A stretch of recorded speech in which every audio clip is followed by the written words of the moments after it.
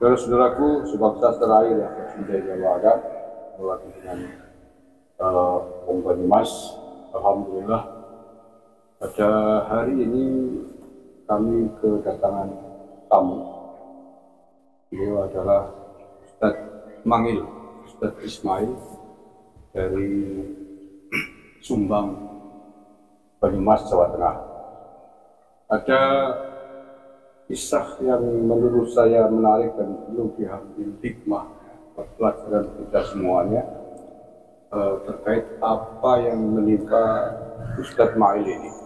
Ya, ini terkait kehidupan pribadinya, kehidupan keluarganya yang rusak gara-gara campur tangan oknum yang katanya Habib. Rusaknya seperti apa? Belum lama beliau bercerai dengan istrinya yang diduga gara-gara campur tangan ulah dari oknum Habib itu. Nah, seperti apakah kronologinya, kisahnya, nanti akan kita wawancara langsung dengan Ustadz Ma'il. Semoga ini menjadi hikmah pelajaran bagi kita semua. Assalamualaikum Ustadz Ma'il. Waalaikumsalam warahmatullahi wabarakatuh. Kabar sehat? Alhamdulillah sehat. Alhamdulillah. Ya, sebelumnya kami mengucapkan prihatin dan apa yang menimpa keluarganya Mas Mangil ya. Ya. Dan menjadi pelajaran bukan hanya bagi Mas Mangil sendiri, tapi juga bagi seluruh pemirsa yang menonton video ini. Jadi sebelumnya saya ingin tabayun dulu, klarifikasi dulu. Apakah benar bahwa Mas Mangil belum lama ini baru bercerai dengan istrinya yang di antara sebabnya karena ada ulah oknum Habib? Iya, betul. Betul. Itu putus cerainya sudah lama dulu? Sekitar dari proses sampai sekarang sih belum. Sekitar 3 bulan lah. Putus cerainya resminya bulan apa? Juni? Bulan ini, bulan kemarin. Berarti baru 1 bulan ya? Baru 1 bulan. Oke, baik. Artinya fake ya bahwa Ustadz Ma'il ini baru saja bercerai dari istrinya. Perlu diketahui, Mas Mangil adalah santri dari salah satu pondok pesantren di Purwokerto. Begitu juga istrinya juga, walaupun bukan mondok ya, Bukan. jamaah di pesantren yang sama. Oke, Mas Mangil mungkin perlu mungkin bisa diceritakan awal mulanya seperti apa sampai kemudian Mas Mangil bercerai dengan istrinya. Dan mungkin pertama kali bisa diceritakan istrinya Mas Mangil itu kenal Habib itu bagaimana awal mulanya sampai kemudian. Baik. Assalamualaikum warahmatullahi wabarakatuh. Dalam. Jadi awal mula ada kisruh dalam rumah tangga saya itu berawal dari istri saya itu suka mendatangi sholawat para Habib. Kemudian istri saya itu mempunyai nomor Habib tersebut yang katanya ngaku Habib lah. Kemudian istri saya sering WA sama dia sampai larut malam. Lah, suatu saat ada WA yang saya baca, itu ada kata-kata yang kurang baik lah menurut saya, karena itu kata-katanya itu mengganggu keharmonisan rumah tangga saya. Karena itulah saya berkata kepada istri saya, kok katanya ini ngakunya kan syekh ya, WA-nya kata-katanya seperti inilah, saya nggak suka itu. Apa itu, rayuan atau apa? Ya sistem kayak mesum itulah. Cat mesum berarti ya? Iya, cat mesum. Saya mulai marah-marah sama dia, tapi dianya itu tetap membela dia, bukan malah membela saya. Nah, dari situlah pertengkaran sering terjadi, tapi pada intinya dia berpihak pada si pelaku, bukan kepada suaminya, gitu loh. Pada oknum Habib itu? Iya, dia memang pernah datang ke rumah saya. Dia memang pernah iya, bertemu dengan saya, dan dia juga bilang saya bin ini, tapi saya nggak menanggapi sih waktu itu. Itu sesudah atau sebelum rame-rame masalah polemik Mas Habib? Sebelum. Belum. Ya udah mulai hangat-hangat lah. Nah, disitulah ketika dia mulai dengan alasan ingin mengajar istri saya lewat HP lah, ini itulah, tapi satu kali ketahuan dia WA dengan kata-kata seperti itu kan saya jadi aduh, ini kok kayak gini. Saya negur istri saya itu. Oke. Wah, sebentar. Itu waktu datang ke rumahnya Mas Mangil, oknum yang katanya ngaku bin. Itu setelah atau sebelum ketahuan cat muslim? Sebelum. Iya. Tangkap tangan ya? Ya, kan istri saya memang pernah minta izin sama saya mau ngasih sama orang ini itu loh, orang yang ngaku itu Habib itu ngaku. Dia sih nggak ngaku langsung, cuman dia minta izin ini ngaji sama orang ini lewat HP gitu. Oke lah, kalau ngaji sih terserah, boleh. Tapi pada akhirnya kok dia WA dengan kata-kata yang kurang baik itu yang tadi saya sebutkan. Dari situlah mulai ada kekisruan, keramaian dalam rumah tangga, yang saya heran kenapa kok dia malah membela dia bukan membela saya gitu. Kalau menurut keterangan hadis yang saya pernah baca di dalam kitab kan, jika seorang suami tidak mempunyai rasa cemburu kepada istri ketika istri melakukan ini itu yang nggak benar, khususnya dalam pergaulan lah, itu kan namanya dayus kan ya. Itu kan menurut Rasulullah orang yang nggak punya cemburu kepada istrinya kan namanya dayus, itu kan bisa dimasukkan ke neraka. Saya memakai patokan itu, tapi istri saya mungkin nggak paham atau gimana lah, dia tetap membela dia. Lah dari situlah mulai ada namanya perubahan dalam sikap, seperti dingin kepada saya, seperti keluar rumah tanpa izin saya, merawat rumah seperti menyapu, memasak, mencuci, merawat anak, itu sudah mulai ada perubahan yang Masya Allah lah. Seperti saya pulang kerja, anak saya kok belum dimandiin, belum dikasih makan, didulang lah, istilah Jawanya didulang. Saya nanya, kamu dari mana? Habis main ini dan sebagainya. Tapi itu sering dilakukan. Bahkan saya sering ketika dia ke rumah tetangganya yang sudah melewati waktunya, saya datang pulang udah sore ini dan itu. Nah itu yang kayak gitu berlangsung sekitar 3 minggu. Nah kemudian saya dapat berita atau dapat berita lah, katanya istri kamu ingin ini. Di situ saya udah mulai nggak tenang. Akhirnya saya nanya sama istri saya, apa benar kamu ingin menceraikan saya gitu? Iya benar gitu. Alasannya apa? Saya ingin bebas gitu, kalau kata dia. Nggak ada yang ngatur-ngatur. Saya mau sholawatan kayak mau apa kayak nggak ada yang ngatur. Lalu saya bilang ke dia, apa nggak dipikir-pikir dulu, nah nanti anaknya gimana, apa kamu nanti nggak menyesal? Dia bilang enggak gitu, karena dia sudah nggak bisa diomongin sama saya kayak gitu yang baik-baik, ya saya terpaksa mengiyakan gitu loh, karena nggak ada jalan damai sih.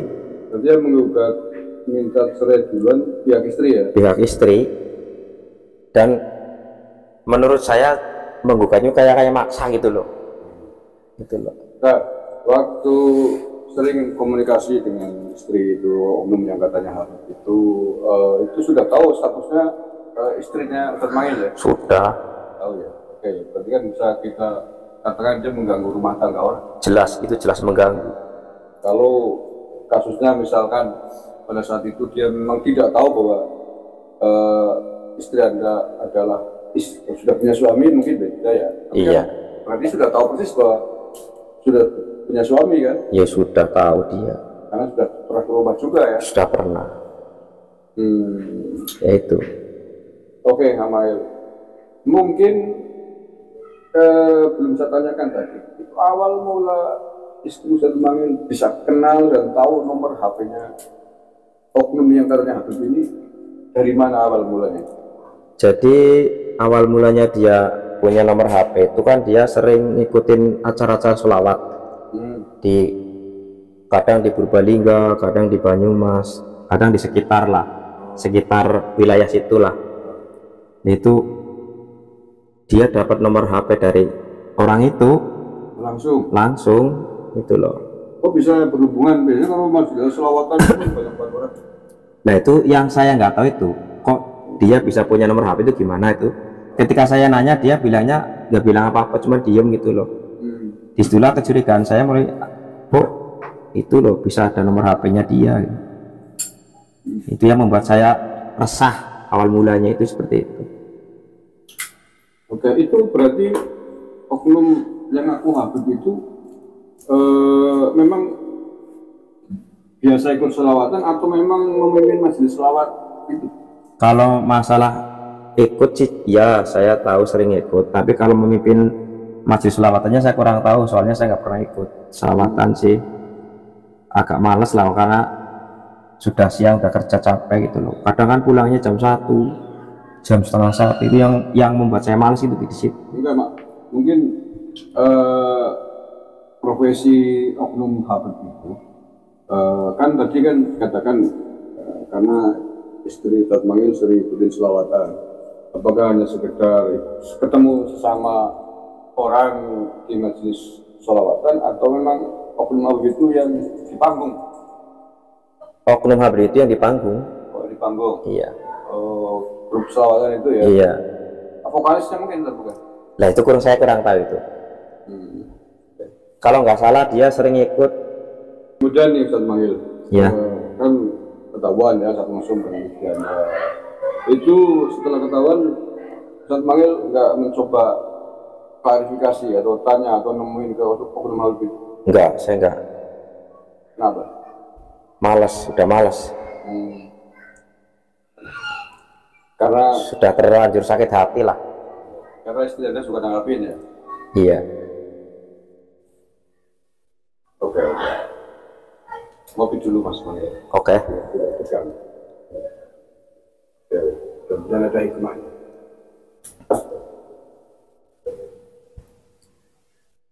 Ustadz Mangil berapa tahun berjodoh atau beristri dengan? Kurang lebih 9 tahun. Punya anak berapa?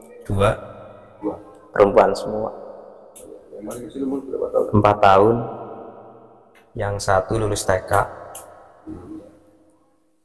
Nah, berarti sekarang statusnya sudah putus cerai ya? Sudah. Karena gugatan dari istri Anda itu? Iya betul. Anaknya ikut istri? Ikut istri, tapi kadang ya ikut saya karena dekat, masih dekat. Loh, Ustadz Mangil masih tinggal di rumah, kan udah cerai pindah berarti? Sekarang posisi saya ngontrak di rumah orang ya. Tapi tidak jauh dari rumah istri? Ya nggak terlalu jauh, jadi kalau anak saya butuh saya bisa datang ke saya dengan mudah gitu.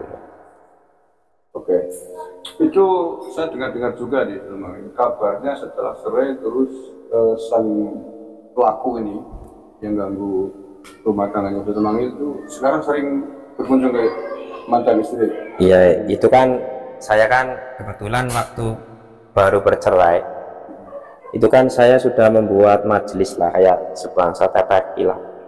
Yang nggak terlalu lebar sih, nggak terlalu gede ya, ukuran 4x5 di Sumbang itu ya? Di Sumbang, udah baru selesai lah, baru beberapa bulan saya memakai itu, saya kan akhirnya bercerai lah. Kemudian orang itu datang ke tempat istri saya, terus sering mengadakan acara kayak sholawatan, kayak pengajian gitu loh. Ya sampai sekarang masih itu orangnya, si pengerusuh itu, pengacau rumah tangga saya itu. Padahal waktu itu yang membuat Ustadz Mangil ya? Yang membuat saya mutlak, saya membuat saya. Dananya saya yang muter-muter keliling, tapi dia yang pakai itu. Oke, berarti tidak hanya istri yang diambil alih? Iya. Majelisnya diambil alih. Iya, betul. Tapi dengar-dengar dia kan sering ke situ. Itu sudah nikah dengan istri Anda, so gimana? Kan baru sebulan berarti. Belum kalau nikah sih belum, tapi kalau ke jenjang nikah ya mungkin bisa dikatakan mungkin itu, tapi ya saya nggak mengatakan kalau dia menikah karena statusnya kan belum. Iya, kalau nikah kan harus nunggu iddah kan? Iya. Ada kan 3 bulan. 3 bulan. Padahal 10 hari. Padahal baru putus cerai 1 bulan kan? Sekitar 1,5 bulan. Ini udah berani datang ke ke rumah istri saya. Ya nggak tahu motifnya apa, modusnya apa, tapi ya udah ngisi di situ gitu loh. Tapi mungkin dibalik itu ya ada terselubung atau gimana, saya nggak tahu. Yang jelas dia udah sering datang ke situ. Isi selawatan. Isi selawatan, pengajian. Yang itu saya herannya kayak gitu.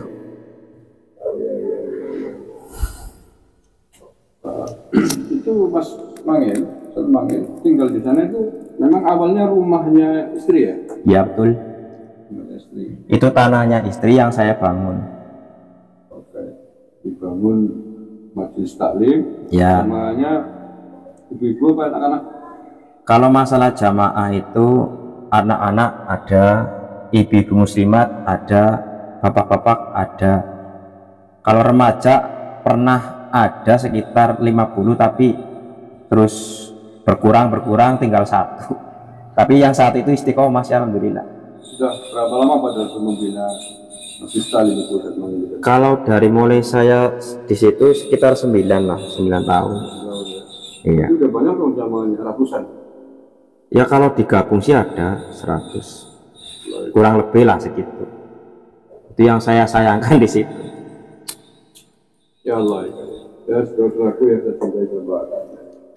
Satu lagi kan kasus, beberapa waktu yang lalu saya pernah wawancara juga berdialog dengan orang dari Purwokerto Selatan. Kasusnya hampir mirip.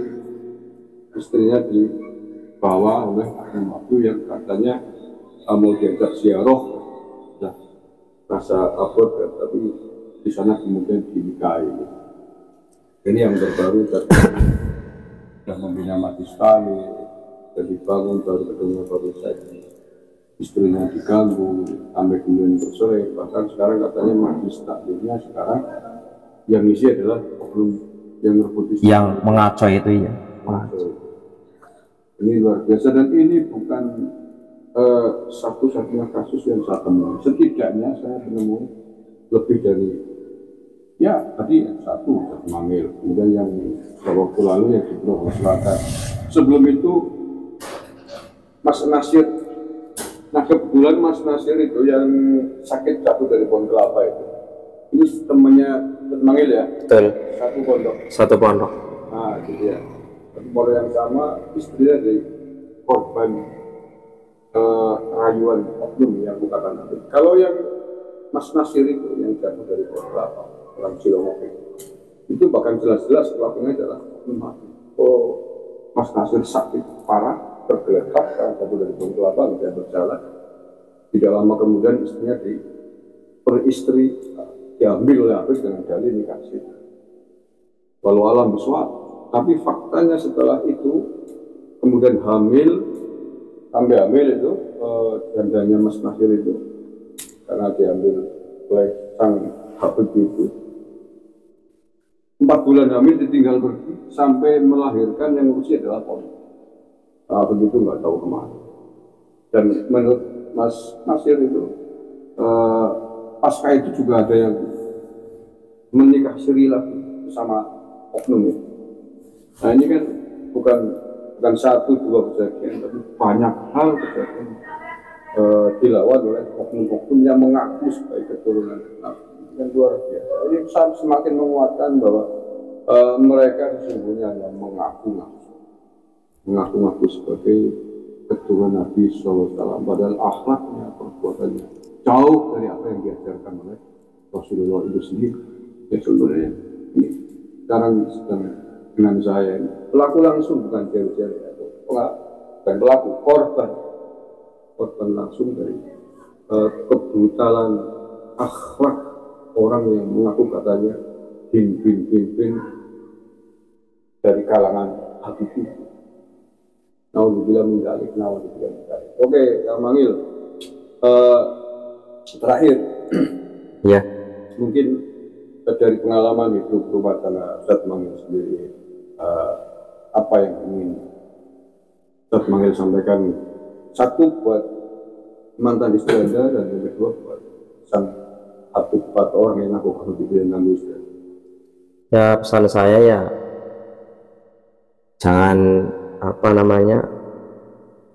terlalu dekat-dekat dengan Habib lah, karena ya kayak gitu kebanyakan merusak rumah tangga orang termasuk saya ini. Dan saya juga berpesan kepada Habib-Habib yang dimanapun berada, tolonglah jangan suka mengganggu istri orang.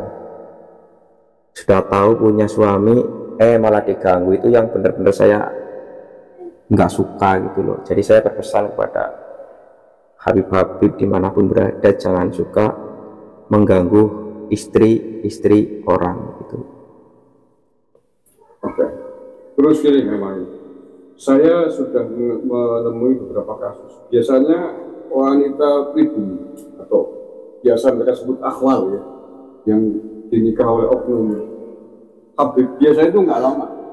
Ya, Bosan kali tinggal, biasanya sudah. itu banyak sekali.